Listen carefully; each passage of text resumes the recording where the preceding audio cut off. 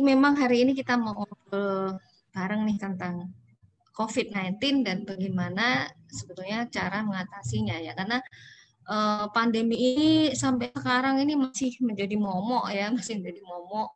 Dan kalau kita melihat media itu yang diberitakan semuanya yang mengerikan gitu ya. Nah, maka kita memang harus berusaha mencari solusi ya di antara solusi yang sudah ada mungkin ya yang tepat untuk kita gunakan untuk mengatasi COVID-19 ini. Nah, sebelumnya kita harus mengingat kembali ya apa itu virus corona ya. Jadi COVID-19 itu sebetulnya satu sindrom ya, penyakit yang di-trigger oleh infeksi yang disebut karena virus yang disebut virus corona. Nah, sebetulnya virus corona bukan virus yang baru-baru aja ditemukan ya. Jadi virus ini sudah sejak lama dikenal sebagai patogen yang menyebabkan berbagai penyakit pada hewan ya. Dahulu pertama kali ditemukan itu menyebabkan penyakit bronkitis atau radang pada saluran napas bagian bawah, yaitu pada ayam. Nah, lalu juga bisa menyebabkan penyakit saluran cerna ya, contohnya pada babi ya. Pada babi itu ada wabah yang pernah terjadi pada babi yang menyebabkan kematian babi banyak sekali, itu disebabkan karena salah satu jenis dari virus corona. Nah, lalu juga diketahui pernah menyebabkan penyakit neurologis baik pada mamalia dan juga pada burung. Nah, dahulu pertama kali diisolasi ya. Jadi kalau kita mau mendeteksi ini karena infeksi virus, kita harus mengambil persediaan dari mengambil spesimen dari penderitanya ya. Kemudian kita harus bisa mengisolasi virusnya, memurnikan virusnya. Nah, pertama kali virus ini dimurnikan dilakukan oleh Tyrrell dan Binon pada tahun 1965 pada rongga hidung, dan virus itu tidak bisa hidup di luar sel ya. Jadi dia harus dimasukkan ke dalam sel. Jadi dia istilahnya dipropagasi itu dimasukkan ke dalam sel. Di sini sel yang digunakan adalah sel dari saluran napas yang disebut trakea ya pada embrio manusia. Nah, kemudian dipelajarilah ada banyak sekali macam-macam virus corona. Nah, jadi ada 3 grup di sini ya. Grup 1 di mana di sini diketahui banyak jenis yang lain selain SARS-CoV-2 ya. Jadi ada HCoV ya 229E, ada NL63, ada porcine transmittable gastroenteritis virus, ya ada canin coronavirus, felin infectious dan sebagainya ini. Nah, jadi yang dikenal patogen pada manusia juga bukan hanya SARS-CoV ya, tapi juga ada yang lainnya, misalnya ini NL63, HCoV ya. Jadi ada sekitar 6 sampai 7. Nah, dan itu pun tidak sampai menimbulkan kematian yang besar ya, dan itu tidak sampai menimbulkan isu-isu pandemi. Nah, di sini juga menimbulkan sindrom yang namanya severe acute respiratory syndrome sebetulnya ya. Jadi banyak kasus juga yang akhirnya menimbulkan severe acute respiratory syndrome. Jadi bukan hanya SARS-CoV-1 dan SARS-CoV-2 ya. Nah, kemudian sebelum SARS-CoV-2 ada SARS-CoV-1 ya. Jadi ada MERS-CoV ya, di mana gambaran infeksinya itu hampir mirip sebetulnya, dan mekanisme terjadinya penyakit juga hampir mirip ya, di mana yang paling mirip adalah antara SARS-CoV-1 dan SARS-CoV-2 ya. Jadi SARS-CoV-1 dan SARS-CoV-2 itu sangat-sangat mirip ya. Jadi ada demam, ada batuk ya, batuknya biasanya batuknya kering ya, ada sesak, kemudian ada diare ya. Jadi diare ini sudah lama diketahui ya. Jadi bukan baru-baru ini aja yang dianggap bahwa virus ini menyebabkan mutasi yang menyebabkan diare misalnya, bukan ya, tapi sudah sejak lama diketahui bahwa dia menyebabkan diare. Nah, lalu yang sebetulnya fatality rate-nya paling tinggi itu sebenarnya MERS-CoV ya. MERS-CoV ini dia bisa menyebabkan demam dan pneumonia, diare, kemudian gagal ginjal dan kecenderungannya angka kematiannya lebih tinggi sebetulnya daripada SARS-CoV-1 dan SARS-CoV-2 ya. Nah, kita lihat di sini ternyata di sini melibatkan sistem imun ya. Jadi SARS-CoV-2 ini dan SARS-CoV-1 itu akan memicu respon imun yang diperantarai oleh yang namanya limfosit T. Nah, di mana limfosit T ini kita tahu di sini ada natural killer ya, natural killer juga. Jadi natural killer ini merupakan salah satu jenis limfosit T yang dia sebetulnya mempunyai karakteristik T helper 1 ya. Jadi dia bersifat non T non B. Jadi limfosit itu ada limfosit T, limfosit B gitu ya. Nah, NK cell ini termasuk yang non T non B ya, di mana merupakan salah satu sel yang berperan dalam pertahanan terhadap virus ya, terhadap virus, di mana NK cell ini dia akan mempunyai kemampuan membunuh virus yang sudah masuk ke dalam sel gitu ya. Kemudian kita lihat di sini juga ada peranan dari yang namanya sel T cytotoxic CD8 ya, kemudian makrofag ya, dan juga adanya peranan dari interleukin yang terutama dikeluarkan oleh T helper 17, di mana kalau ini berlebihan dia akan menyebabkan gejala-gejala seperti autoimun. Ya, maka jangan heran pada severe COVID, pada COVID yang berat, gejalanya seperti penyakit autoimun. Ya, tapi tidak semuanya sebetulnya. Jadi nanti kita lihat data epidemiologinya. Nah, jadi apa itu COVID-19? COVID-19 itu sebenarnya sindrom. Ya, sindrom itu artinya adalah kumpulan gejala dan tanda yang meliputi ya, jadi ada reaksi hipersensitivitas. Reaksi hipersensitivitas itu karena respon imun yang berlebihan ya. Jadi misalnya alergi, asma itu adalah reaksi hipersensitivitas. Kemudian penyakit jantung rematik itu termasuk reaksi hipersensitivitas ya. Kalau asma yang memicu adalah debu, kalau yang lainnya mungkin tungau ya, kemudian seperti penyakit jantung rematik itu yang memicu bakteri ya, Streptococcus beta hemolyticus tipe A. Nah, maka kalau COVID-19 yang memicu adalah virus SARS-CoV-2 gitu ya. Nah, lalu kumpulan gejala yang lain adalah gangguan metabolik ya, di mana dijumpai pada orang-orang yang menderita COVID-19 berat itu mengalami banyak gangguan metabolik ya, karena peredaran dari toksin yang bisa berasal dari tubuh manusia itu sendiri karena metabolit zat toksik yang tidak bisa dimetabolisme, atau juga dari bakteri patogen ya. Kemudian juga adanya disbiosis pada usus. Nah, ini temuan-temuan yang terkini menyebutkan bahwa banyak penderita yang meninggal karena COVID-19 itu ternyata mengalami apa yang disebut disbiosis ya, terutama karena kekurangan dari lactobacillus ya. Kemudian juga kekurangan dari beberapa bakteri ya yang lainnya ya.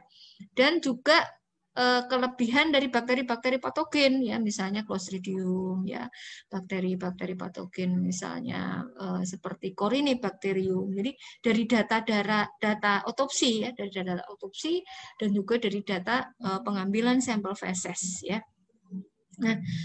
Nah, adanya ketiga sindrom ini menimbulkan penyakit COVID-19 ya. Ada yang tidak mengalami sindrom ini, biasanya kalau terinfeksi dia akan tanpa gejala, dia sehat-sehat saja artinya ya. Jadi kalau orang itu respon imunnya baik, ya sistem imunnya seimbang, maka walaupun PCR-nya positif ya hasilnya, tapi dia sehat ya. Dan ini tidak akan menularkan pada orang lain ya. Nah, lalu orang yang menderita sakit akhirnya ya bisa tanpa gejala karena dia masih dalam fase akut ya, fase presimptom ya.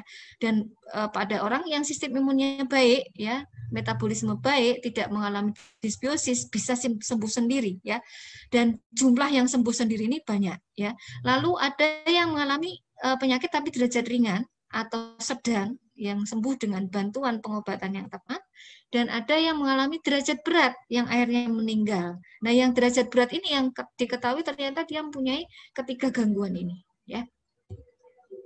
Nah, angka situasi COVID yang sempat saya ambil dari bulan apa ini ya, saya lupa ya, ini menunjukkan bahwa dari semua spesimen yang diperiksa yang positif itu berapa persen ini ya, jadi masih lebih sedikit dibandingkan yang negatif ya. Kemudian yang kasus sembuh masih lebih banyak ya, 72,4% ya. Nah, kalau kita lakukan otopsi, apa yang terjadi sebetulnya? Nah, ternyata kerusakan pada paru-paru yang didapatkan pada orang yang meninggal karena COVID itu adalah karena paru-parunya dia mengalami kematian yang sangat-sangat parah ya. Sel-selnya itu mengalami kematian atau yang disebut dengan nekrosis di sini ya. Di mana di situ kalau kita lihat sebukan sel radangnya yang paling dominan itu adalah leukosit eosinofil ya. Makanya disebut peradangannya sebagai eosinofilik pneumonitis atau radang paru yang didominasi oleh sel-sel yang namanya eosinofil, yang ini menunjukkan bahwa reaksi pada paru itu sebetulnya bukan merupakan efek langsung dari virus, tapi merupakan respon dari imun penderita yang berlebihan. Ya, jadi dia merupakan reaksi dari sistem imun yang tidak normal dari seorang penderita COVID gitu ya. Jadi ini seperti orang yang asma ya. Orang asma itu kalau dilihat itu juga gambarannya ada eosinofilik pneumonitis, bukan pneumonitis ya, eosinofilik peradangan eosinofilik di mungkin di hidungnya atau di bronkus ya, karena kalau asma itu jarang sekali yang melibatkan ke paru-paru, kecuali kalau asmanya sangat parah ya. Biasanya kalau asma hanya terbatas pada saluran napas bawah ya. Nah, kalau pada eosinofilik pneumonitis ya itu terjadi radang pada paru-parunya, pada parenkim paru, dan ini juga bisa muncul pada orang-orang yang mengalami sensitivitas terhadap virus lain ya. Virus-virus yang dianggap tidak patogen bisa menyebabkan ini. Misalnya apa? Adenovirus ya, lalu respiratory syncytial virus ya, kemudian virus influenza ya, virus coronavirus yang lain itu juga bisa ya, dan juga bahkan bisa terjadi pada orang yang keracunan CO2 ya. Maka kita ketika memakai masker, ketika kita harus beraktivitas di lingkungan luar, pakailah masker itu dengan bijak ya. Jadi ada waktu di mana kita tidak boleh menggunakan masker terus-menerus ya. Jadi setiap 3 jam sampai 4 jam buka maskernya, karena keracunan CO2 juga bisa menimbulkan ini. Nah, kemudian juga keracunan O2. Kalau orang mengalami keracunan O2, jadi O2 murni gitu ya, dihirup oleh pasien dengan konsentrasi yang tinggi, itu bisa menimbulkan efek seperti ini juga ya. Ini namanya eosinofilik pneumonitis. Nah, ini contoh hipersensitivitas pneumonitis ya, karena virus lain ya. Di sini disebutkan ada beberapa virus ya, termasuk influenza A virus itu bisa menimbulkan penyakit ini ya. Jadi dia akhirnya manifestasi gejalanya seperti orang kena flu ya.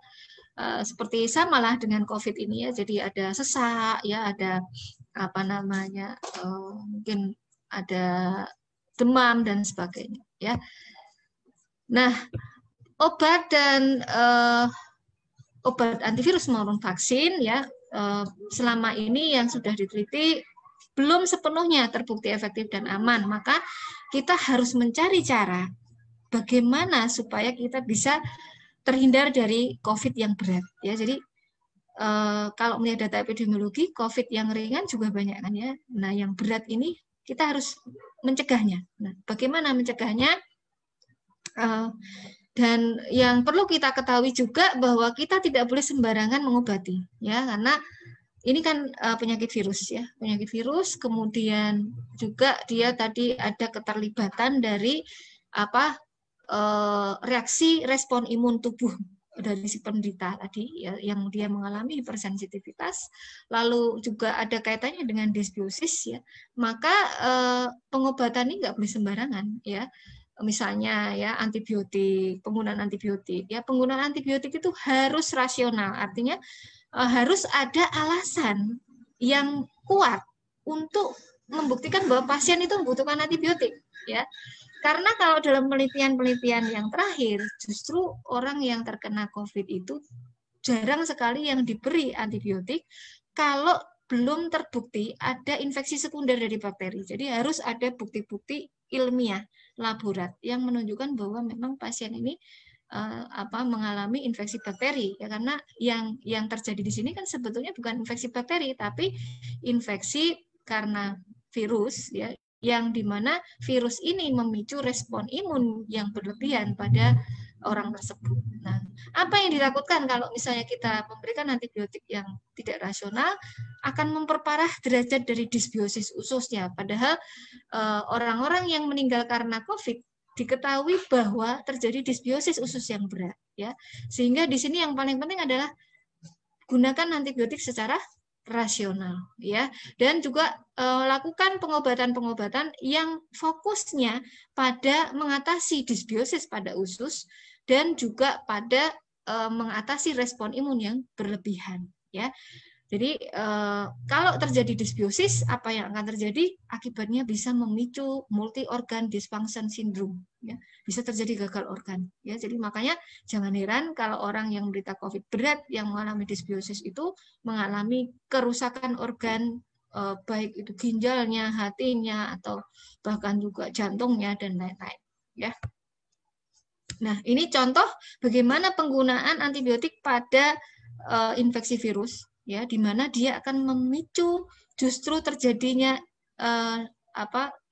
kelemahan sistem imun, ya, kelemahan sistem imun dan juga memicu terjadinya disbiosis, ya, di mana ini contohnya pada tikus yang dibuat mengalami infeksi influenza, ya. Ketika diberikan antibiotik secara oral, apa yang terjadi? Sistem imunnya melemah, di mana antibodinya turun, ya. Interferon gamma ini adalah interferon itu senjata untuk membunuh virus, ya. Malah justru turun di sini kalau kita beri antibiotik, ya. Kemudian juga kemampuan antivirusnya menurun, ya, dari makrofag kemampuannya menurun. Migrasi itu jalan kemampuan berjalannya sel, ya, dari sel yang disebut dendritic cell ini menurun, ya. Kemampuan fagositosis menurun, ya, dan lain sebagainya. Nah, ini juga disebabkan karena terjadinya tadi disbiosis karena pemberian antibiotik, ya.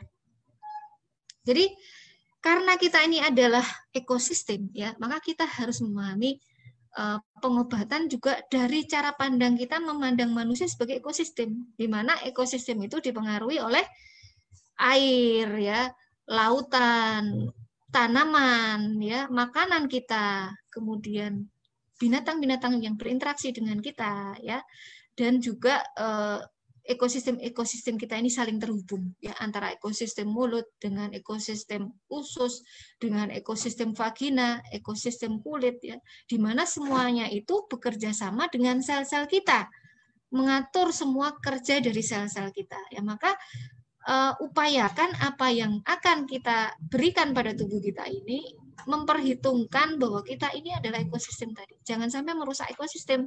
Jangan sampai kita ingin membasmi satu virus, tapi justru membasmi bakteri-bakteri yang menghuni ekosistem kita, ya, menghuni ibaratnya hutan, ya. Kita mau membunuh satu singa, kita maunya karena ada satu singa membunuh manusia, kita pengennya membunuh seluruh singa di hutan, ya. Padahal akibatnya kalau seluruh singa mati, bagaimana?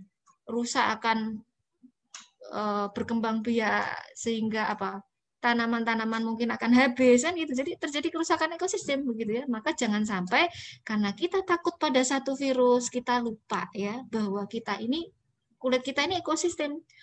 Ketika kita takut virus, apa yang akan kita lakukan biasanya? Kita mencuci tangan dengan sangat sering, menggunakan antiseptik yang tidak ramah lingkungan, misalnya tidak ramah dengan bakteri baik kita. Ya, akibatnya justru kita membunuh semua bakteri baik dalam tubuh kita kalau seperti itu, ya. Maka pertimbangan ini harus sangat kita perhatikan, ya. Nah, kita tahu di sini kita pun punya ekosistem virus, ya. Dalam saluran napas kita. Bahkan di situ ada virus-virus yang dianggap berbahaya bagi tubuh kita. Ya, ada yang namanya Epstein-Barr virus, di mana dia menyebabkan kanker. Ya, di mulut dan di nasofaring ada coronavirus juga, ada respiratory syncytial virus, adenovirus, influenza A virus, yang semuanya ini patogen. Lalu kenapa kalau itu ada dalam tubuh kita, kita tidak sakit, gitu ya kan? Padahal di situ ada, ya. Lalu juga skin di kulit kita ada yang namanya papilomavirus, di mana papilomavirus itu menyebabkan apa? Kutil, ya. Poliomavirus, di mana dia menyebabkan tumor pada kulit. Kenapa orang punya itu tapi tidak sakit, sedangkan ada orang yang sakit karena virus itu, begitu ya. Sama dengan di usus kita. Di usus kita tuh banyak virusnya. Bahkan di DNA tubuh kita, DNA sel kita, ya, di mana ada virus yang diturunkan dari nenek moyang kita. Nah, maka kita itu kalau mendengar virus itu jangan takut dulu, gitu ya. Virus itu ada dalam tubuh kita. Nah, mengapa kita tidak sakit? Karena ekosistem kita seimbang, karena sistem tubuh kita seimbang. Nah, ketika ada berita tentang virus bermutasi A, B, C, D dan sebagainya, nggak usah takut dulu, ya. Virus itu memang dia kerjanya bermutasi, terpapar sedikit dia akan bermutasi dengan terpapar sinar matahari, radiasi pengion maupun non pengion, gelombang elektromagnetik, ya, terpapar dengan zat mutagenik itu, dia bisa bermutasi, ya. Tapi sistem imun kita, ekosistem kita, kalau tubuhnya terjaga, ekosistemnya terjaga, sistem imun kita terjaga, kita nggak perlu takut, gitu ya, gitu. Nah, kita harus mengingat bahwa semua ekosistem yang terbesar itu ada pada usus kita. Tadi sudah terbukti ya pada orang yang diotopsi itu, yang rata-rata terjadi adalah terjadi gangguan pada ekosistem ususnya, di mana mereka kehilangan Lactobacillus dan kehilangan bakteri-bakteri baik yang lain seperti Bifidobacterium, ya, bakteri intinya, ya. Kemudian juga bakteri-bakteri patogen yang berlebihan, misalnya Corynebacterium, Clostridium, gitu ya. Maka semua penyakit itu sebetulnya sumbernya adalah pada ekosistem kita sendiri, ya, pada usus kita. Nah, ada banyak faktor predisposisi yang harus kita ingat, bahwa di sini dari faktor internal kita sendiri, ya, umur itu sangat mempengaruhi, ya. Semakin tua seseorang, ekosistem pada ususnya akan semakin menurun, ya, diversitasnya, ya. Maka kalau kita semakin tua, kita harus banyak mengkonsumsi makanan yang bisa meningkatkan diversitas ekosistem usus kita. Nah, lalu genetik, ya, ada orang yang dia itu tidak bisa memproduksi antimikroba alami dalam tubuh kita, yang mengakibatkan akhirnya diversitas ekosistem pada ususnya terganggu, ya. Lalu stres, maka kita nggak boleh stres, ya, karena stres itu menurunkan diversitas ekosistem kita, ya. Nah, lalu makanan dari apa yang kita makan, ya, dari luar, ya, misalnya makanan yang kaya serat, makanan yang kurang daging, ya, kurang serat, ya, misalnya terlalu banyak protein atau lemak, ya, tinggi daging, ya, itu akan menimbulkan masalah pada diversitas usus kita. Nah, demikian juga apa yang kita konsumsi seperti probiotik, antibiotik, ya, kemudian lifestyle, ya, dan juga lingkungan, ya. Lingkungan yang terlalu steril juga nggak baik, ya. Maka gunakanlah antiseptik, kemudian gunakanlah pestisida itu secukupnya lah.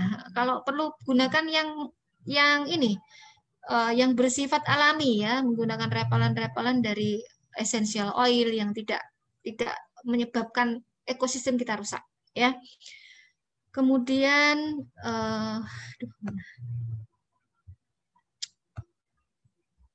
nah, jadi pada intinya kesimpulannya adalah bahwa ternyata COVID-19 yang berat itu terjadi karena apa? Disbiosis, ya. Disbiosis yang terjadi pada usus yang mempengaruhi paru-paru, ya, sehingga muncullah kerusakan pada paru-paru yang menyebabkan gejala sesak napas dan lain-lain, ya. Dimana kalau terjadi yang namanya disbiosis pada usus, itu akan merusak dinding usus ya. Kalau dinding usus sudah rusak, nah ini bisa menimbulkan dampak komplikasi yang lebih berat karena bisa terjadi kebocoran ya dari usus, menyebabkan bakteri-bakteri pada usus, pada lumen usus masuk, racun-racun masuk ya, sehingga terjadilah kegagalan multi organ ya. Nah, ini gambaran kalau terjadi kerusakan pada dinding usus ya, di mana apa yang ada pada lumen usus ya bisa masuk ke dalam pembuluh darah. Dan kalau sudah masuk ke dalam pembuluh darah, apa yang akan terjadi? Bisa terjadi dia beredar ke otak, bisa terjadi dia beredar ke jantung, ke paru-paru, kemana-mana, bisa muncul sebagai gejala seperti penyakit autoimun, gejala stroke, ya, gejala kerusakan multi organ yang lain, ya, dan juga bisa menyebabkan malabsorpsi dari nutrisi sehingga bisa menyebabkan malnutrisi. Nah, penyebab dari leaky gut atau penyebab dari kerusakan dinding usus itu banyak, bukan hanya karena virus, ya, bisa karena protein yang terlalu tinggi, bisa karena hormonal ya pada saat kita hamil, ya bisa juga karena gangguan asam lambung ya, terlalu rendah asam lambungnya, dan juga gangguan pencernaan karena enzim yang rendah pada saluran cerna ya, kekurangan enzim ya, penggunaan antibiotik, stres ya, infeksi, termasuk bukan hanya infeksi virus corona ya, virus-virus yang lain bisa ya. Kemudian menopause, racun ya, kemudian diet tinggi gula, antibodi ya, penggunaan antibodi. Ini sekarang kan baru banyak tuh plasma konvalesen ya. Plasma konvalesen itu juga menimbulkan efek samping juga. Jadi bukan satu treatment dewa ya. Jadi dia bisa juga menimbulkan efek samping, termasuk salah satunya bisa menyebabkan leaky gut ya. Lalu alergi terhadap makanan. Ya, ini juga bisa menyebabkan leaky gut. Nah, ini gambaran bagaimana dysbiosis pada usus itu bisa menyebabkan terjadinya respon sistem imun yang berlebihan dan bisa menyebabkan kerusakan pada multi organ. Dan ini akan mempengaruhi juga respon terhadap pengobatan, respon terhadap vaksin ya. Maka kalau kita harus menerima vaksin atau terkena infeksi, kita pastikan tidak terjadi gut dysbiosis ya, pastikan tubuh kita tidak mengalami gut dysbiosis. Nah, ini gambaran manifestasi klinis dari COVID ya, di mana rata-rata gambarannya adalah batuk begitu ya, yang paling besar ya, kemudian demam yang tidak terlalu tinggi sebetulnya ya, kemudian ada nyeri sendi, nyeri otot ya, kadang ada kebingungan, nyeri kepala, kemudian tenggorokan rasanya kering ya, lalu ada mual muntah 1%, ya, diare 2%. Nah, ini semakin meningkat sekarang gejala-gejala gastrointestinal ini ya, karena di Indonesia ini penggunaan antibiotik ini masih sangat-sangat tidak rasional ya. Jadi sebagian besar masyarakat kalau sudah positif, kebanyakan langsung banyak yang mengkonsumsi antibiotik ya, padahal dalam protokol dari kementerian pun antibiotik ini harus diberikan sangat hati-hati ya, dan hanya pada orang-orang yang menderita COVID yang berat yang sudah dipastikan dia memang membutuhkan antibiotik ya. Nah, pola penanganan dari pasien ini dari COVID ini dipengaruhi oleh teori-teori yang memang sudah seperti dogma ya, di mana teori-teori ini dikembangkan, yang menjadi patokan adalah teori seperti yang dikembangkan oleh Louis Pasteur, di mana Louis Pasteur menganggap bahwa semua penyakit itu penyebabnya adalah bakteri ya, adalah mikroba. Nah, maka solusinya adalah membunuh mikroba tadi, dan harus ditemukan adanya satu mikroba yang menjadi penyebab ya. Padahal ada teori lain yang sebetulnya yang perlu kita perhatikan juga, bahwa tubuh kita ini sebagai ekosistem kalau menurut teori lain ini, yaitu Anthony Beckham ya, di mana penyakit itu bisa terjadi karena apa? Karena sistem imun kita yang lemah ya. Lemah ini dalam arti dia bisa menurun atau dia justru terlalu berlebihan ya. Nah, maka untuk mengobati penyakit itu kita harus memperbaiki ya respon imun ini ya, harus memperbaiki lingkungan dari orang yang sakit itu. Nah, sebetulnya kedua teori ini bisa kita gabungkan, ya, bisa kita gabungkan, ya, disebut sebagai germ and terrain teori, ya, di mana apa namanya dari sudut pandang ini yang namanya bakteri yang tidak baik itu memang harus kita hambat pertumbuhannya. Tapi caranya dengan apa? Bukan dengan membunuh bakteri itu, memberantasnya dengan bom, ya, dengan bom antibiotik, bukan, tapi dengan memberikan bakteri yang baik, memberikan lingkungan yang menyebabkan bakteri baik itu tumbuh lebih banyak, dan sehingga akhirnya bisa menekan pertumbuhan dari bakteri patogen, gitu ya. Nah, maka sekarang ini banyak dikembangkan probiotik, ya, untuk bahkan vaksinasi, ya. Jadi vaksin pun sekarang ini sudah ada yang namanya probiotik vaksin. Nah, ini ya contohnya. Dan ini dianggap vaksin yang paling ideal, ya, karena dia tidak perlu menggunakan metode pendinginan, ya. Kemudian dia cenderung solid, ya. Solid itu biasanya stabil, ya, dan bisa diberikan tanpa injeksi. Jadi bisa diberikan melalui hidung, disemprot, ya, bisa ditetes, ya, atau bisa diminum atau dimakan. Nah, ini yang terbaru ini vaksin dari Kanada yang bekerja sama dengan Australia. Mereka menggunakan bakteri namanya Bifidobacterium longum, ya, yang direkayasa genetiknya sehingga dia membawa protein dari virus, dan nanti kita minum, bukan disontekkan, ya, bukan disontekkan. Ini bisa dicek nanti di sini. Jadi dia bentuknya diminum, ya, diminum, dan apa namanya, dia merupakan probiotik yang saat ini sudah diteliti pada tahap uji klinis fase 2, ya. Yang lainnya ada yang bentuk tetes atau semprot, itu dikembangkan oleh Vietnam, ya. Vietnam itu bekerja sama dengan Swedia, bersama dengan 7 perusahaan vaksin di Swedia dan 1 universitas, universitasnya namanya Universitas Örebro di Swedia. Mereka mengembangkan vaksin yang disemprotkan pada hidung. Nah, lalu juga ada vaksin dari probiotik juga yang dikembangkan oleh tapi bukan bentuk vaksin dia, ya, dari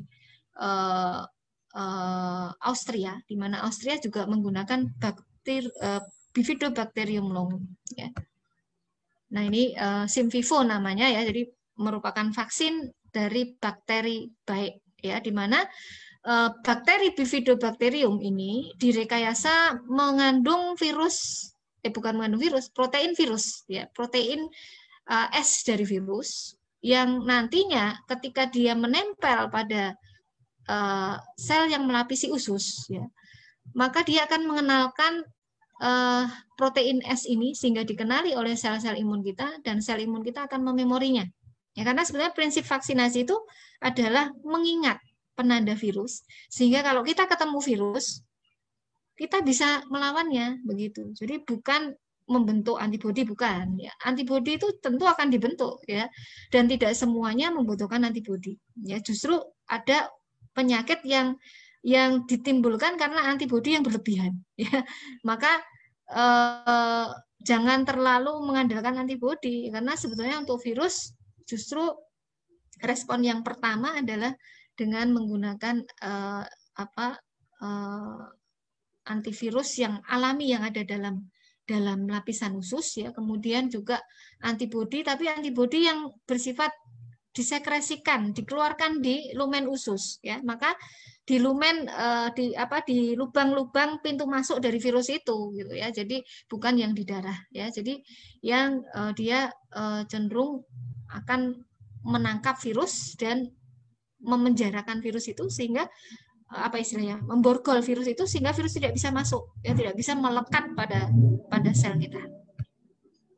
Nah, ini Simvivo, ya. Jadi nanti kalau misalnya mau mengikuti, nah, jadi intinya kita harus tahu kesehatan usus kita. Nah, untuk tahu kesehatan usus ini ada beberapa macam cara, ya, untuk mengetahuinya, ya, dengan yang namanya kuesioner. Bisa dengan kuesioner, ya, kita pengen tahu nih, kita ini ususnya sehat nggak sih, gitu, ya. Nah, kita ada leaky gut nggak? Karena yang berat-berat itu rata-rata menderita leaky gut. Nah, cara yang paling mudah ini pakai menggunakan Bristol Stool Scale. Bristol Stool Scale ini dengan melihat penampakan dari BAB kita, feses kita, tinja kita. Jadi kalau BAB jangan langsung di flash ya, dilihat dulu BAB-nya, ditengoklah BAB-nya ya. Baunya bagaimana, warnanya bagaimana, bentuknya bagaimana begitu ya. Nah, lalu juga dengan mengetahui kebiasaan makanan kita ya, fungsi dari lambung kita ya, rata-rata orang yang parah itu menderita gangguan pada lambung, di mana kalau diukur pH-nya itu lambung itu justru terlalu alkali, kurang asam ya, karena kalau dia terlalu alkali, bakteri buruk itu gampang berkembang biak ya, jadi justru membutuhkan asam lambung ya. Kemudian juga transit time. Jadi kalau bisa kita itu BAB rutin tiap hari 2 kali sehari ya. Bahkan kalau dalam Islam itu dikatakan kalau kita itu bisa BAB 2 kali sehari ya, itu seperti kenikmatannya itu seperti kalau kita memiliki dunia seluruhnya ya, karena apa? Tubuh jadi sehat gitu ya. Kalau orang BAB-nya rutin itu, toksin-toksin itu tidak akan lama berada dalam perut kita ya. Maka kalau kita sedang sakit, usahakan BAB kita tetap dijaga teratur dengan mengkonsumsi makanan-makanan yang kaya serat ya, banyak minum ya, sehingga BAB-nya menjadi lancar ya. Terus juga perlu menjaga mobilitas, jangan tiduran terus ya, kecuali kalau memang dituntut kita tiduran terus ya. Jadi kalau ada leaky gut tuh harus tiduran terus, karena hati-hati bisa terjadi radang dan bocornya usus ini bisa menyebabkan kerusakan pada usus yang parah ya. Ini ada beberapa contoh bagaimana memeriksa ada tidaknya leaky gut ya. Kemudian yang paling mudah untuk kita adalah dengan melihat gambaran BAB kita ya. Oh, kalau satu ini bentuknya seperti tinja kambing ya. Kecil-kecil, perintil-perintil warnanya hitam gitu ya. Nah, itu menunjukkan bahwa di situ ada gangguan dari pergerakan usus, mungkin ada penyumbatan pada usus karena bisa jadi karena ada tumor atau karena ada kerak-kerak pada usus ya. Nah, kemudian kalau ada gangguan yang belum terlalu berat, ini gambarannya itu seperti sosis tapi seperti beng-beng, tahu beng-beng ya? Beng-beng itu coklat kan, ada dia padat, warnanya hitam tapi ada berbenjol-benjol gitu kan ya. Nah, menunjukkan bahwa ada yang tidak tercerna dengan baik ya. Lalu yang ketiga yang normal ya seperti ini ya, seperti sosis tapi kadang mungkin ada yang mudah patah begitu ya. Kemudian yang keempat ini normal juga, ini bentuknya seperti sosis yang halus gitu ya, sosis yang halus. Lalu kalau kekurangan serat ya, ini gambarnya seperti ini. Jadi dia lunak sekali, kemudian mudah patah gitu ya. Atau kalau ada radang ini seperti ini ya. Jadi dia seperti dia membentuk pecahan-pecahan yang tidak tidak seragam begitu ya.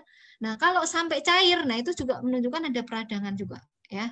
Nah, ini menunjukkan bahwa di situ ada disbiosis ya. Nah, kalau mau akurat, ya ini kita bisa meriksa dengan pemeriksaan feses, pemeriksaan urin ya, atau juga pemeriksaan nafas ya. Nah, lalu pendekatan alamiah yang bisa kita gunakan untuk mengatasi COVID ya, dengan makanan yang sehat, dengan prebiotik, probiotik, simbiotik, vitamin ya, terutama vitamin A, vitamin C, vitamin D ya, mineral seperti magnesium. Nah, magnesium ini ada gandeng rentengnya dengan vitamin D ya. Kalau magnesium rendah, vitamin D pasti rendah. Dan rata-rata penderita COVID berat itu vitamin D-nya rendah. Ya, maka perbanyak makan makanan yang kaya vitamin D. Ya, misalnya salmon itu kaya vitamin D ya, kemudian apalagi ya, minyak ikan ya, apokat ya, telur. Nah, kemudian magnesium ini mineral yang banyak juga bisa kita jumpai pada kacang-kacangan ya, kacang almond, pada apokat ya, kemudian pada biji-bijian ya. Demikian juga zinc dan selenium ya. Nah, ini bagaimana kalau kita makan kurang serat, kemudian kurang probiotik. Nah, ini akibatnya ya. Lalu nah, ini akibatnya kalau terjadi leaky gut seperti ini. Bisa timbul yang namanya penyakit trombosis ya, karena gumpalan-gumpalan darah yang dia beredar ke seluruh tubuh, akhirnya yang muncul apa? Penyakit stroke, penyakit jantung ya. Penyakit-penyakit karena apa? Adanya penyumbatan pembuluh darah. Nah, makanya jangan heran otopsi di Italia atau di beberapa tempat yang lain menunjukkan bahwa orang-orang yang meninggal karena COVID itu banyak gumpalan-gumpalan darah besar di dalam pembuluh darahnya ya. Nah, ini beberapa contoh makanan yang mempengaruhi kesehatan ya. Kemudian nah, prebiotik, probiotik dan simbiotik pendekatannya untuk COVID itu sudah banyak ya. Jadi sudah banyak diteliti juga. Walaupun hasilnya kan masih menunggu, sama hanya penelitian obat dan vaksin kita juga masih menunggu semuanya ya. Nah, ada beberapa pendekatan sebenarnya bukan hanya probiotik, prebiotik ya. Ada yang namanya paraprobiotik atau postbiotik. Paraprobiotik itu contoh gampangnya apa? Tempe. Ya. Tempe itu paraprobiotik ya, karena tempe seringnya kita makan dalam bentuk apa? Sudah digoreng, sudah di apa? Sudah dikukus gitu kan ya. Nah, dan isinya adalah bakteri yang sudah mati gitu ya, bakteri sudah mati. Jadi kalau probiotik itu bakteri yang hidup, prebiotik itu serat makanan yang dibutuhkan oleh bakteri baik untuk hidup gitu ya. Postbiotik itu metabolit dari bakteri baik ya, metabolit dari bakteri baik. Nah, ini gambaran probiotik untuk COVID ya, yang sudah diteliti di sini salah satunya adalah Lactobacillus ya, Lactobacillus terutama Lactobacillus plantarum ya. Diketahui dia punya protein metabolit yang disebut plantasirin, di mana kalau kita lakukan modeling dengan teknologi bioinformatika ya, itu ditunjukkan bahwa plantasirin itu dia mampu memblok pintu masuk dari virus sehingga virusnya nggak bisa masuk ya, itu ya. Kemudian dia bisa menghambat enzim ACE ya, sehingga tidak terjadi peradangan ya, tidak terjadi komplikasi-komplikasi dari COVID-19 yang berat ya. Kemudian ini gambaran bagaimana pada orang yang mengalami pneumonia ketika diberi probiotik apa yang terjadi di sini ya. Pada orang yang mengalami pneumonia dia akan mengalami kerusakan paru-paru ya, di mana di sini kita tahu di sini juga ada bakteri baiknya di sini ya.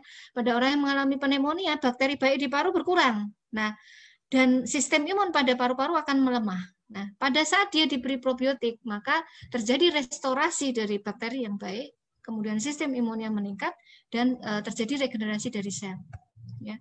Nah, ini contoh penelitian-penelitian yang dilakukan, yang sudah didaftarkan ya. Nah, ini contoh bakteri dan dosisnya. Nah, ini contohnya yang sudah diteliti adalah penggunaan Lactobacillus casei ya. Contohnya di sini dari Danone, merupakan minuman yogurt ya sebetulnya ya. Ternyata mengurangi insiden dan durasi dari respiratory infection ya. Pemberiannya hanya satu kali selama pandemi ya. Lalu Lactobacillus gasseri dan Bifidobacterium longum, kemudian bakteri yang lain ini ada macam-macam, ini mereknya merek ya. Itu juga mengurangi durasi dan derajat keparahan dari flu-like illness. Pemberiannya cuma satu kali sehari nih. Lalu Lactobacillus rhamnosus ya, ini ternyata juga meningkatkan kesehatan pada usus ya, dan mencegah penyakit radang pada saluran napas yang diberikan satu kali sehari ya. Lalu Lactobacillus plantarum ini produksi Malaysia nih ya. Ini diketahui juga mengurangi atau mencegah infeksi nafas dan juga menyebabkan modulasi sistem imun, mengurangi peradangan, menekan sistem imun yang berlebihan. Ini diberikan 2 gram per saset, 2 gram per saset per day, ya.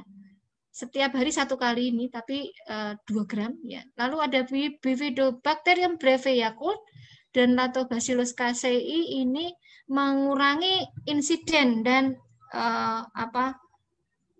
mengurangi insiden dan pneumonia yang terkait dengan penggunaan ventilator. Ya, penggunaan ventilator itu juga punya efek samping. Ya. Jadi dia bisa meningkatkan infeksi juga. Nah, itu pemberiannya 1 kali sehari. Lalu Bifidobacterium longum yang diproduksi oleh Morinaga ini ya meningkatkan sistem imun, mencegah infeksi influenza. Pemberiannya juga cuma 1 kali selama pandemi ya. Setiap hari ya, setiap hari 1 kali. Lalu ada jenis lain ini kombinasi dari lebih banyak ini ya. Jadi ada inulin, ada bakterinya macam-macam di sini. Ada Leconostoc. Leconostoc itu bakteri yang banyak pada kimchi, pada fermented food ya. Sauerkraut ya namanya ya. Fermentasi kubis itu ya.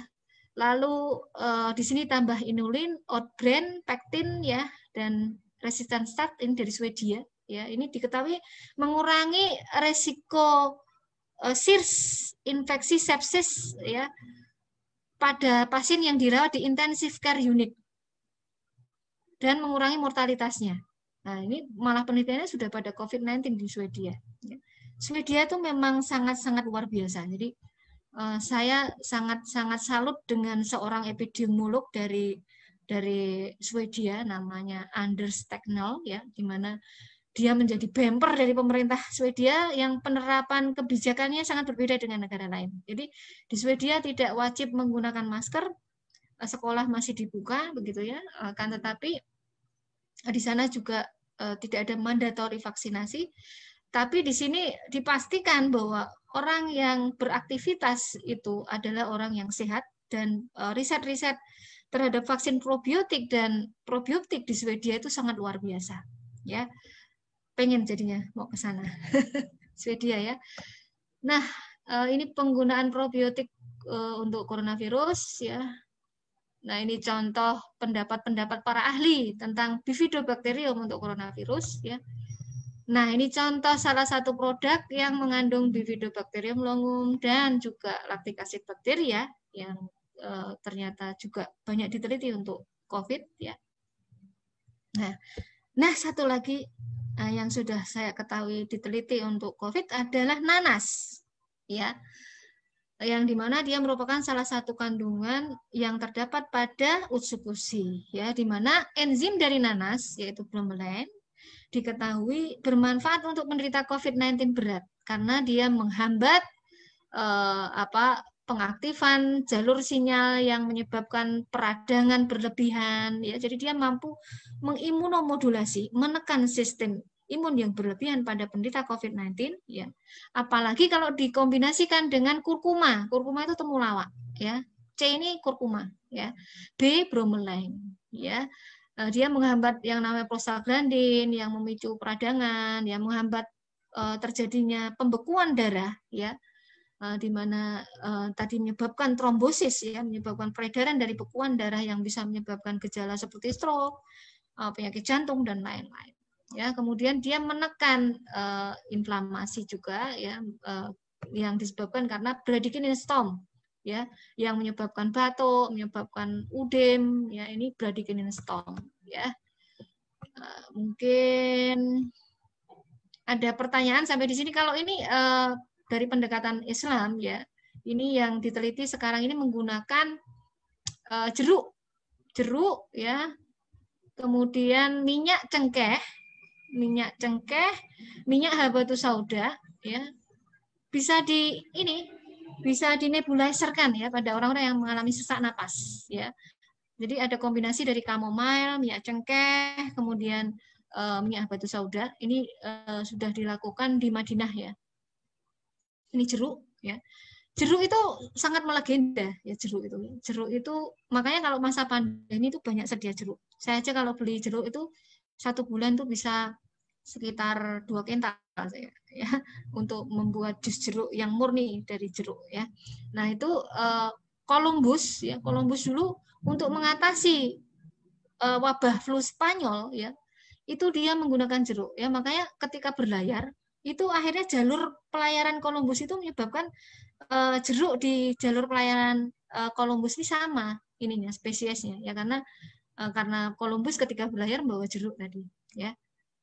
Ini bagaimana kita mencegah COVID ya. Contohnya di sini kalau kita menggunakan masker ditetesi aja dengan essential oil yang punya sifat antivirus ya.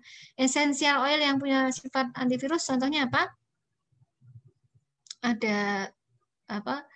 Ada yang sudah diteliti misalnya dari minyak kayu putih ya, minyak kayu putih atau tadi citrun dari lemon, cari minyak essential oil dari lemon ya. Kemudian makan makanan yang bersifat imunomodulator, mengandung polifenol ya, yang bisa meningkatkan sistem imun dan menekan sistem imun yang berlebihan ya. Penggunaan essential oil untuk mensterilkan ruangan ya. Jadi essential oil untuk menggantikan antiseptik yang tidak ramah terhadap lingkungan dan juga terhadap bakteri baik ya. Kemudian menggunakan disinfektan yang ramah lingkungan ya, menggunakan disinfektan yang ramah lingkungan. Nah, ini beberapa contoh makanan lain ya, misalnya di sini bawang putih. Jadi kalau masak perbanyaklah bumbu bawang putih ya. Kemudian jahe ya, ginseng ini juga bagus, banyak makan sup-sup ginseng gitu ya, daun ginseng untuk lalap itu. Saya nanam daun ginseng Jawa itu juga untuk lalap ya. Lalu minyak kayu putih ya, tea tree itu juga bagus ya. Kemudian ini saya kurang familiar ini ya, ini dari Cina ya. Nah, di Cina sendiri mereka menggunakan herbal juga ya, dan mereka menelitinya dikombinasi dengan penanganan yang ada di rumah sakit ya. Jadi dalam lingkungan rumah sakit diterapkan ya, dan juga dalam handbook yang ditulis oleh beberapa penulis ahli dari Zhenjiang University ya, yang menangani pandemi di Wuhan ya. Itu mereka menganjurkan microecology intervention ya, mengatasi gut microflora dysbiosis dengan diet yang seimbang dan penggunaan probiotik ya. Ini ya, intestinal dysbiosis and probiotik. Dan di Jepang sendiri juga begitu ya. Jadi banyak sekali ilmuwan yang sudah menganjurkan probiotik untuk mengatasi COVID ya. Nah, ini beberapa contoh herbal yang digunakan di Cina ya. Nah, ini contoh bagaimana herbal itu bisa mempengaruhi ekosistem pada usus kita ya. Nah, yang seperti saya lakukan di Indonesia di rumah sakit tempat saya bekerja, saya menggunakan juga bakteri ya untuk penelitian ya. Contohnya yang saya gunakan adalah Lactobacillus, Streptococcus thermophilus ya, dikombinasikan dengan madu, propolis, kemudian ekstrak dari tumbuhan ya. Jadi sore dok, saya mau tanya, saya punya teman yang sedang hamil 5 bulan dan lagi kena COVID, satu keluarga. Dia itu punya riwayat sakit mah, sudah lama mahnya nggak pernah kambuh, sekarang satu keluarga lagi dirawat di rumah sakit. Dia sempat BAB berdarah dan katanya disebabkan oleh ambeien dan tidak ada ambeien sebelumnya. Jadi saya sarankan untuk konsumsi SOP dan utsukushi. Permasalahannya dia maunya subarasi dan utsu. Saya sarankan kalau udah tidak ada lagi pendarahan baru boleh konsumsi subarasi. Jadi dia hanya konsumsi utsu. Dan reaksinya setelah dia konsumsi utsu, dia sesak nafas dan sakit di ulu hati. Dia konsumsi baru konsumsi 2 hari dan reaksinya sama. Akhirnya dia stop konsumsi. Nah, apakah itu normal ataukah itu fase khusus atau emang mungkin karena hal lain, dok? Ya. Jadi seperti kasus seperti ini, kita harus melihat faktor-faktor yang menyebabkan penyakit dan faktor lain. Ya, jadi seperti yang saya sampaikan, ada faktor internal dan faktor eksternal. Maka digali dulu, ya orang ini ada nggak kecenderungan bakat genetik ya, yang dimana dia lebih sensitif terhadap makanan, lebih sensitif terhadap obat ya, kemudian pola makannya selama sakit, ya, sebelum sakit, apa yang sudah dia konsumsi sebelumnya ya. Jadi kalau melihat ini terjadi disbiosis yang berat pada orang ini ya, pada satu keluarga biasanya budaya makannya kan sama ya, rata-rata kalau satu keluarga kena itu yang menjadi masalah adalah habit yang sama, pola makan yang sama, dan yang saya ketahui semuanya mendapatkan antibiotik ya, karena yang saya temukan di lapangan ya, karena saya melakukan penelitian ya, kalau orang itu sudah positif, nah, nanti dari puskesmas itu dia akan memberi obat sangat banyak ya, di mana isinya ada antivirus, ada antibiotik ya, padahal menurut protokol yang ada dari Kementerian Kesehatan yang terbaru ya, pengobatan seperti ini tidak rasional, karena pengobatan ini harus dalam pengawasan dokter ya, karena efek samping dari antivirus dan antibiotik ini diketahui berat ya, dan justru gejalanya menyerupai COVID ya. Nah, harus dicari dia konsumsi apa saja ya obat itu ya.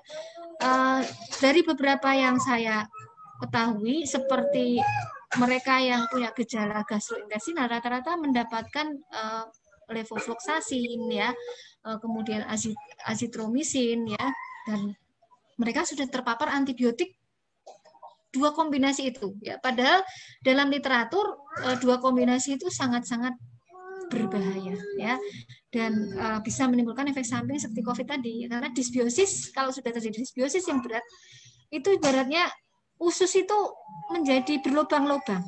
Nah, ketika usus berlubang-lubang, zat toksin pada lumen ya itu bisa masuk semua, dan itu yang akan memicu sesak napas, memicu jantung berdebar atau gangguan irama jantung yang bisa menimbulkan henti jantung. Banyak yang akhirnya meninggal karena henti jantung ya setelah dia sembuh dari COVID.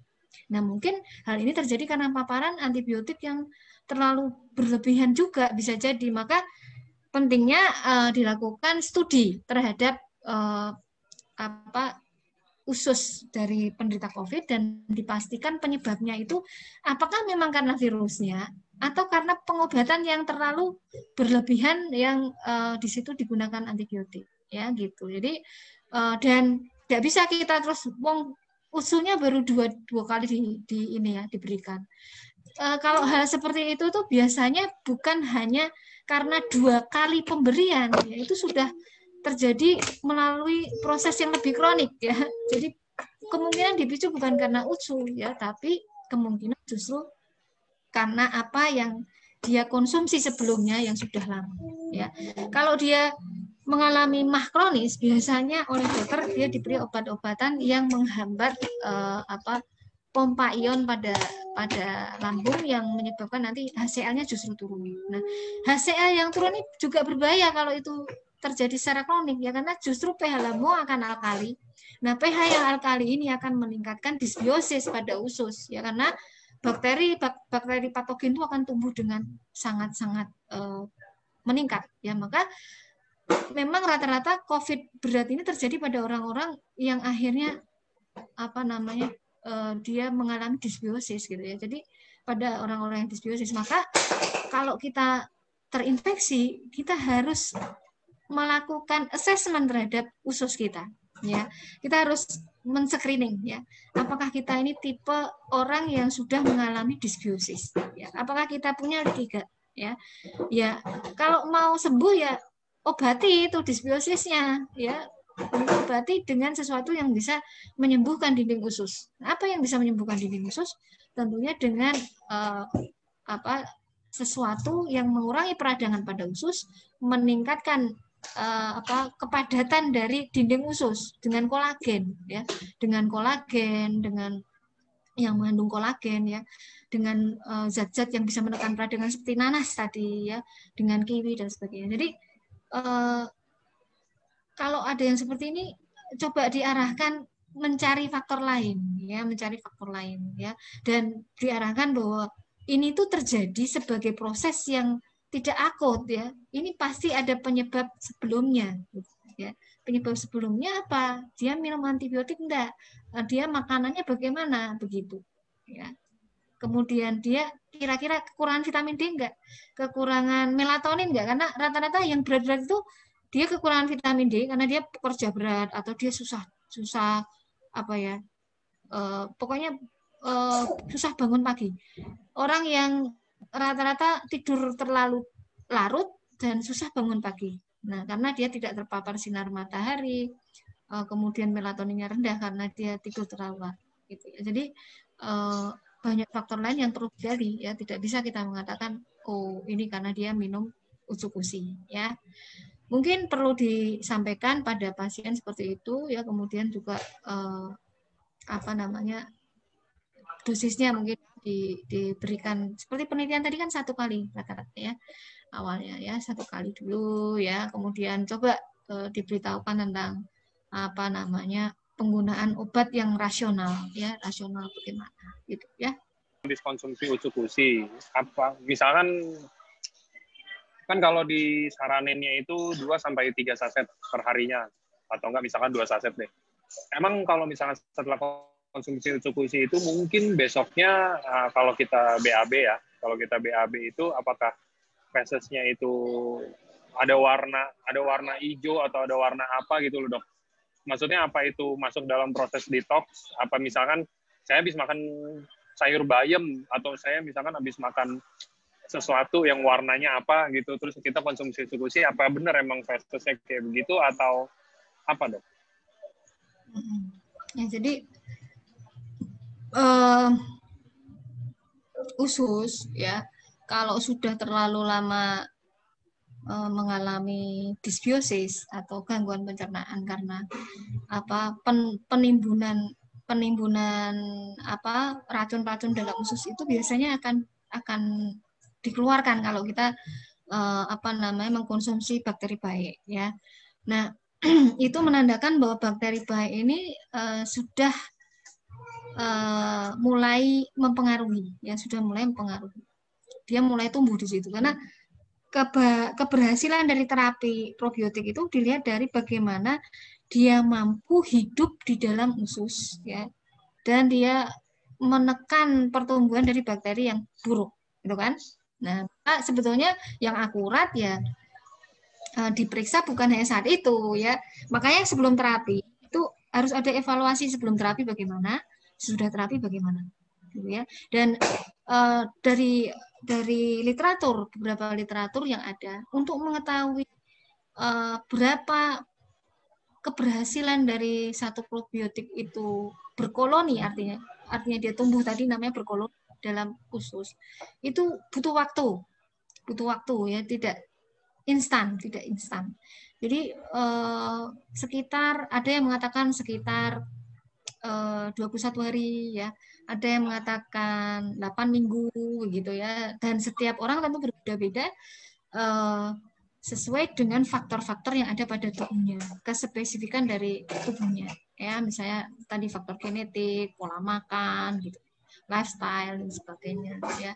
Maka memang ada baiknya kita mengevaluasi sebelum dan sesudah terapi gitu ya. Tapi kalau misalnya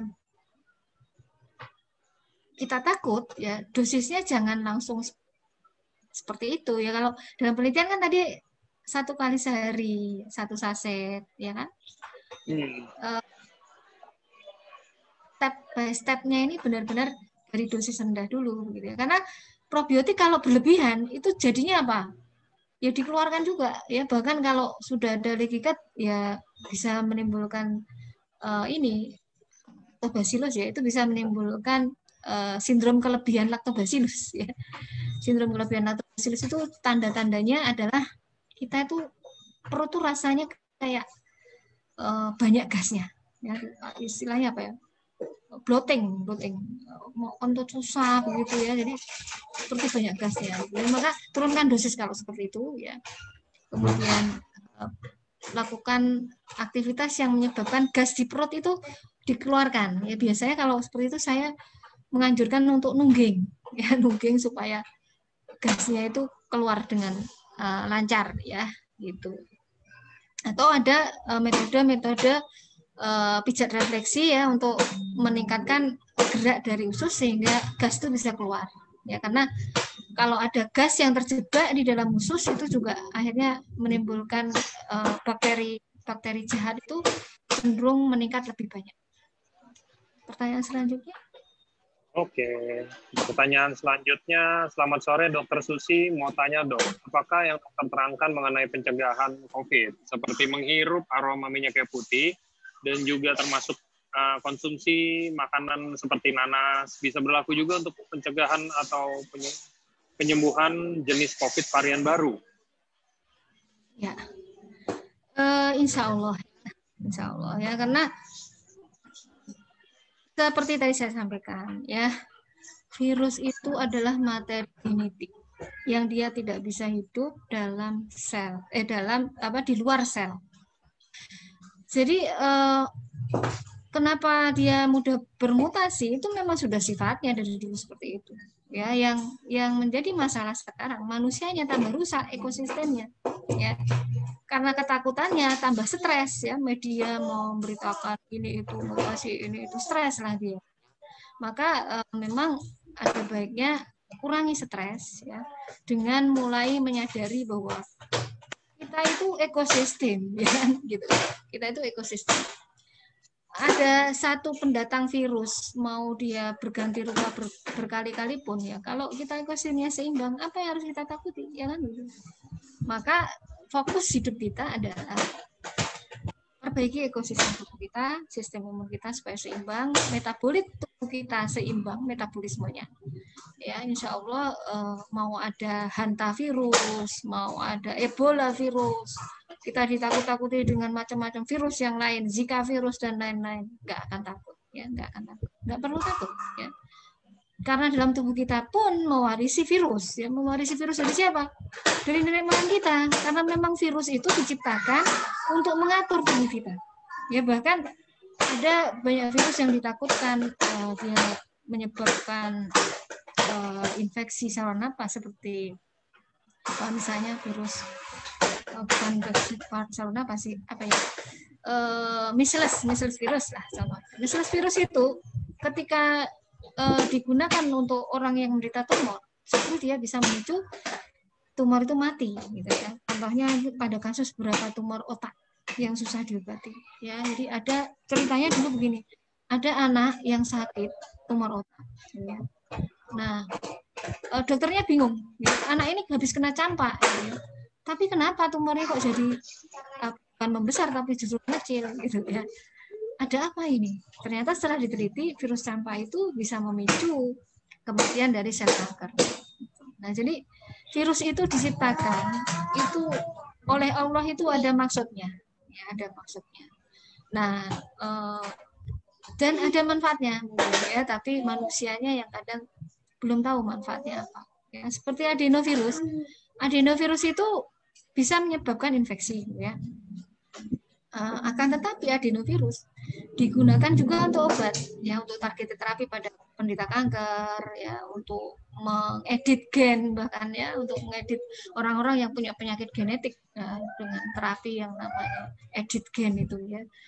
Nah, itu menggunakan adenovirus, ya. Maka bahkan HIV juga demikian, retrovirus itu juga digunakan untuk studi-studi untuk mendesain obat-obat untuk kanker dan lain-lain. Maka memang mungkin ini mau dikatakan baru silakan ya, tapi virus SARS-CoV-2 ini sebetulnya nggak begitu baru kok, nggak begitu baru, karena mirip sekali dengan SARS-CoV-1 ya. Jadi kendalikan ketakutan, karena kalau kita takut mau dikasih apapun banyak kemungkinan tidak akan berhasil, ya. Kenapa? Ketakutan itu membunuh natural killer kita, ya. Natural killer itu sel yang sangat sensitif ya. Seperti usus ya, usus diteliti meningkatkan natural killer ya. Tapi kalau kita stres, mau dikasih usus box 1 kali minum ya nggak akan bisa bermanfaat kalau kita stres ya. Maka jangan sampai kita merasa takut dengan sesuatu yang sebetulnya ya kalau sistem imun kita seimbang, ekosistem kita baik, itu akan menimbulkan masalah ya. Oke, next pertanyaannya ada yang, Dok, apakah ada yang khusus dari bakteri di utsukushi biar bisa bertahan dari asam lambung sehingga sampai ke dalam ususnya itu lebih banyak porsinya dibandingin bakteri biasa. Contoh bakteri-bakteri dari minuman probiotik atau bakteri-bakteri yang dari produk lain deh kita bilang gitu loh, Dok. Ya. Jadi yang khusus ini yang menarik Bifidobacterium longum ya. Bifidobacterium longum itu tipe bakteri. Kenapa dia dipakai untuk vaksin? Ya, karena dia mampu melapisi dari sel yang melapisi usus namanya sel epitel ya. Melapisi, dia melekat ke sel epitel ya. Tapi dia tidak merusak sel, justru melindungi begitu. Ya, jadi dan dia memproduksi yang namanya bakteriosin. Nah, bakteriosin ini dia berfungsi menekan pertumbuhan bakteri yang tidak baik ya. Yang dibutuhkan kita itu kan mengenali virus. Nah, dengan mengenali virus, kita memproduksi antibodi, memproduksi sel yang mememori, memproduksi sel-sel T yang dia aktif sebagai sel yang menjaga tubuh kita kalau ada serangan virus, gitu kan? Jadi mengapa kok Austria menggunakan Bifidobacterium longum, kemudian Sweden tadi ya, kemudian Kanada menggunakan untuk vaksin tadi ya, itu karena sifat Bifidobacterium longum yang dia punya sifat melapisi sel epitel tadi ya, salah satunya ya. Ada yang lain tadi Malaysia menggunakan apa? Lactobacillus plantarum ya, karena yang diketahui dari penelitian Lactobacillus plantarum ini dia memproduksi plantasirin yang dia bersifat memblok reseptor masuk dari virus.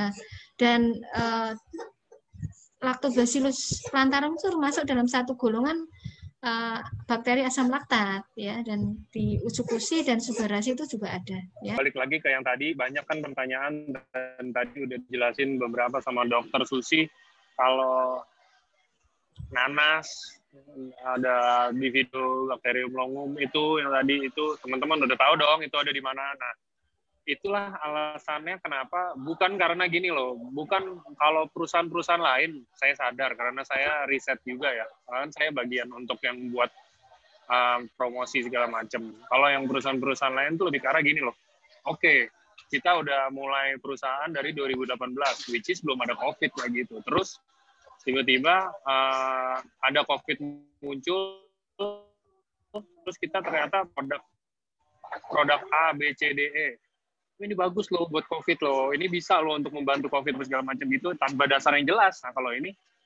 mungkin bisa ngebuka pikiran, hati, dan mata batin dari teman-teman juga semua kalau produk kita ini kan bukan karena aji mumpung aja, oh ini ada COVID nih, udah deh kita sambungin sama COVID, kan nggak kayak begitu. Kita bikin segala macam hal, promosi tentang produk Utsukushi, tentang tanah dengan COVID apa segala macam, bukan untuk menyembuhkan ya. Balik lagi, ini disclaimer bukan untuk menyembuhkan, tapi kita pasti punya alasan jelas. Nah, ini hari ini semuanya sudah dijelaskan sama Dokter Susilori ini, semua udah dijelasin manfaatnya apa aja dan apa-apa aja semua yang bermanfaat biar untuk membantu tubuh kita, membantu kita buat ngelawan COVID, buat ngelawan virus-virus, mungkin nggak COVID doang. Itu ya, mungkin jadi biar ini juga salah satu edukasi buat teman-teman, bisa dikasih tahu ke timnya juga kalau yang selama ini saya promosikan, yang selama ini Niko ngomong, yang selama ini Pak Ernest bilang apa segala macam gitu ya, semuanya based on riset yang mungkin sebenarnya udah di riset juga, cuman emang nggak dimasukin ke publikasi aja gitu kan. Nah, ini hari ini dijelaskan sama Dokter Susilori ini dengan sebegitu baiknya. Semoga teman-teman bisa bantu edukasi dan lebih ngerti tentang apa sih manfaatnya produk ini sebenarnya.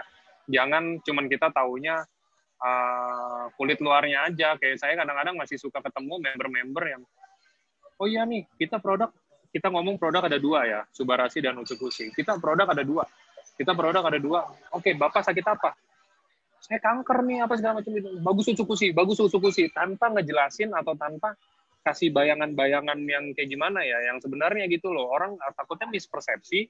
Dari sini sebenarnya kita nggak bermaksud untuk overclaim, cuman kita menggiring opini orang untuk jadi mikir kita kalau kita overclaim kayak, oh saya kanker disuruhnya Utsukushi, oh berarti ini Utsukushi bisa ngobatin kanker. Oh nggak kayak begitu. Maksudnya kita harus jelasin rada dalam juga, kita harus kasih gambaran juga seenggaknya, walaupun kita nggak ada pendidikan sebagai seorang dokter atau kita bukan ahli kesehatan, cuman tetap kan namanya edukasi perlu ya. Apalagi ini kita bisnis jaringan, kita bisnis sama orang, bukan sama meja, bukan sama tembok, bukan sama apa, kita bisnis sama orang, dan orang itu pasti punya akal pikiran, punya hati, punya apa segala macam gitu, yang kita juga tetap harus jaga itu, dan kita harus jelasin juga kan, gitu sih.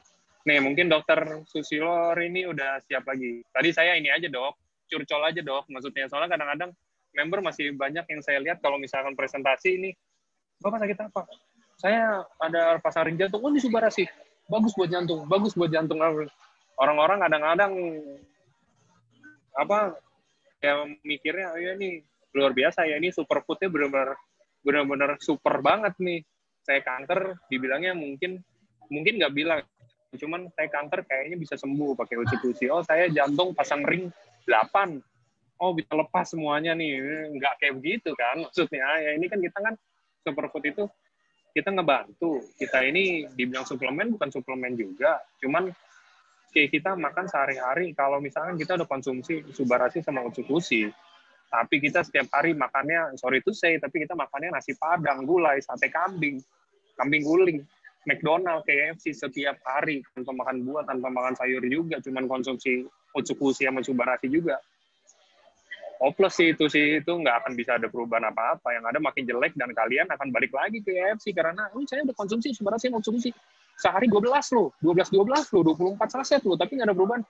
Ya lu lah, nggak makannya nggak sehat, nggak makan buah juga, nggak makan dokter juga, mungkin ngerokok juga, apa kan kita nggak ada yang tahu. Itu loh. Nah, mungkin bisa jadi pertimbangan buat teman-teman biar bisa bantu edukasi juga ke bawah ya. Biar meminimalisir overclaim yang tidak perlu, meminimalisir pemikiran-pemikiran yang salah tentang EFSI. Mau tanya, saya penderita kanker payudara, stadium 3, 1 tahun lalu udah kemo 6 kali dan sinar 25 kali. Bulan kemarin saya muntah darah. Dokter paru-paru kasih tindakan bronko dan biopsi. Hasilnya tuh nggak ditemukan sel ganas di paru. Mungkin sel ganasnya di tempat lain. Tidak ditemukan sel ganas di paru, tapi dokter tidak ngasih obat karena dianggapnya saya baik semua. Cuman saya buat jaga-jaga aja. Ya, saya buat jaga-jaga aja. Apakah saya cukup dengan konsumsi Utsukushi dan Subarasi, atau mungkin ada saran pribadi dari dokter saya mungkin tambah apa? Oke, mungkin banyakin makan apa, banyakin ngapain gitu loh dok. Minta sarannya dokter. Iya. Ya, jadi saran saya seperti sebelumnya ya. Jadi nanti tolong dilihat di seminar sebelumnya ya, pola makan pada orang yang sakit kanker ya, itu bagaimana pola makannya, pola hidupnya bagaimana ya. Jadi kemarin nggak ikut ya yang itu ya, yang tentang probiotik for cancer ya, itu ya. Jadi memang seperti tadi saya katakan bahwa suplemen itu ibaratnya satu pembantu. Yang utama itu adalah pola makan dan pola hidup kita ya. Apalagi yang namanya probiotik itu tadi dia untuk keberhasilannya dia harus tumbuh kan, harus tumbuh di dalam usus kita. Nah, untuk tumbuhnya probiotik itu dalam usus kita, makanan kita harus sehat, ya kan? Gitu. Maka sekali lagi nanti tolong diperhatikan pola makannya harus yang meningkatkan bakteri baik tadi ya, kayak dengan serat ya. Serat tadi seperti yang formula yang dari dari Swedia, dia menggunakan serat yang disebut inulin ya. Kemudian ada oat ya, itu ya. Jadi banyak serat makanan yang bisa meningkatkan bakteri baik ya. Termasuk misalnya kurma, apalagi kurma ajwa ya, itu dalam penelitian selama 21 hari itu bisa meningkatkan bakteri baik. Dan selain itu banyak konsumsi makanan yang kaya antosianin. Antosianin itu semua makanan yang mengandung warna-warna ungu ya. Sebenarnya dalam USU ada kan ya anggur ya. Kemudian blueberry ya, ubi ungu. Kemudian bunga telang, tahu enggak bunga telang? Nah, bikin teh telang gitu ya. Kemudian beras hitam, nah itu. Jadi makannya kalau mau makan beras, cari beras-beras yang berserat ya, berwarna ya, contohnya beras hitam. Dan yang organik ya, yang mengandung pestisida. Karena pestisida itu dia bersifat hormonal disruption ya, dia merusak keseimbangan hormon ya. Dan satu lagi kosmetik ya, kosmetik diingat-ingat, cari yang tidak mengandung paraben ya, karena paraben itu meningkatkan estrogen pada tubuh kita. Kalau kanker ini jenisnya sensitif estrogen, nah maka bisa memicu perkembangan kanker ya. Maka kalau mau cantik, cari kosmetik atau skincare yang bebas paraben ya. Saran secara keseluruhan ya dok, contoh ada nggak sih kayak pesan-pesan dokter selama pandemi ini harus kita banyakin ngapain? Entah itu mungkin dokter bisa bilang, oh ya tolong banyakin berjemur kena matahari, atau misalkan konsumsi air putih lebih banyak, istirahat, apa yang kayak gitu-gitu. Dan mungkin kalau untuk orang normal, maksudnya yang hanya ingin menjaga aja, jadi jangan sampai kena COVID, mungkin ada nggak saran kayak konsumsi berapa sih untuk subarasi atau cukusi, atau harus pakai apa gitu loh dok? Ya. Tadi untuk pencegahan di penelitian-penelitian yang sebelumnya tadi ya, dengan beberapa macam bakteri ya, itu ada yang dia bentuknya serbuk, ada yang bentuknya kapsul, ada yang bentuknya minuman fermented food ya, Shirotakashi Yakult itu kan biasanya berbasis susu gitu ya. Nah itu seperti Suba itu kan yogurt ya, yogurt. Nah itu 1 kali sehari ya, 1 kali sehari. Nah kemudian aktivitas di luar ruangan itu harus lebih banyak ya. Kemudian kalau memungkinkan untuk meningkatkan diversitas mikrobiota ya jalan-jalan ke mana, kalau mau jalan-jalan ke tempat-tempat yang ekosistemnya masih baik ya, ke gunung, ke lingkungan yang belum tercemar lah gitu ya. Kemudian kalau mau misalnya sekolah juga begitu, jadi upayakan sekolah misalnya di ruangan yang terbuka, yang sirkulasi udaranya baik ya, atau banyak tatap muka di lingkungan yang alam, yang ekosistemnya masih baik ya. Kemudian pola makan hampir samalah dengan penjelasan saya untuk kanker ya. Jadi banyak makan makanan yang fresh ya, tidak dimasak terlalu lama ya, meningkatkan bakteri baik ya, buah-buahan, sayur-sayuran ya, buah-buah dan sayur yang berwarna-warni itu sebenarnya kaya dengan zat-zat aktif yang dia bermanfaat untuk tubuh ya. Kemudian tadi jeruk ya kan, jeruk, jambu merah itu sudah diteliti juga ya oleh para peneliti ya. Penggunaan rempah-rempah Indonesia kan kayak rempah-rempah ya, bumbu-bumbu dapur ya. Jadi usahakan makan itu ya real food gitu ya, jangan yang junk food ya, bumbu juga yang real bumbu, bukan yang bumbu instan begitu ya.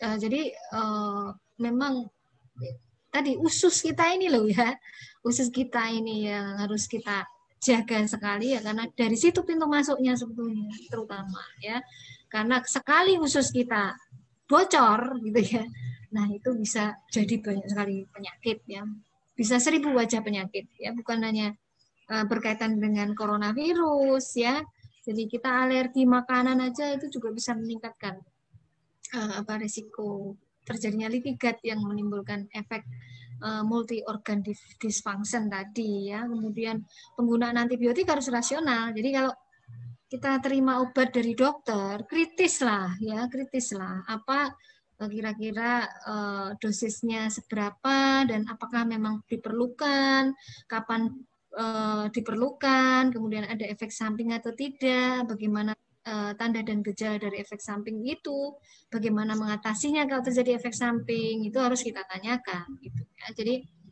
dan lebih baiknya sebetulnya penggunaan antibiotik untuk kasus COVID misalnya ya, kita merujuk pada protokol kesehatan yang ada yang dikeluarkan oleh kementerian yang terbaru terutama ya. Jadi apa kan sudah banyak dilakukan revisi itu ya. Dan memang kita harus mengupdate ilmu kita sehingga kita tahu apa perkembangan penelitian terkini tentang COVID sehingga kita tidak mudah larut dalam ketakutan dan kita tidak mudah begitu saja mengadopsi pengobatan-pengobatan yang belum tentu cocok ya untuk kita ya. Maka sekali lagi perlunya kita terbuka dengan informasi-informasi baru yang mungkin berbeda dengan mainstream ya, tapi itu merupakan salah satu pertimbangan dalam kita menerima informasi yang harus kita benar-benar pertimbangkan gitu ya.